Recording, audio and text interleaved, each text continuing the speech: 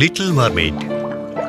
অনেককাল আগে সমুদ্রের গভীর দেশে সাগর রাজার এক সুন্দর রাজত্ব ছিল, যেখানে তিনি তার 6 কন্যা ও বৃদ্ধা মাকে নিয়ে বাস করতেন। রাজা তার সব কন্যাকেই ভালোবাসতেন, কিন্তু ছোট কন্যাকে সবথেকে বেশি ভালোবাসতেন। তার নাম লিটল মারমেইড ইভা। একদিন ছিল তার 5ম কন্যার জন্মদিন।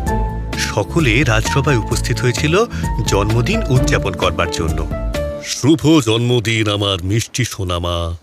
তোমায় অনেক অনেক ধন্যবাদ বাবা। শুভ জন্মদিন রাজকন্যা।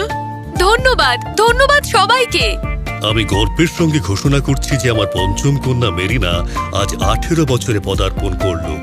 আমি তাকে সমুদ্রের উপরে পাঠাচ্ছি সূর্যের আলো ও খোলা হাওয়া উপভোগ করার জন্য।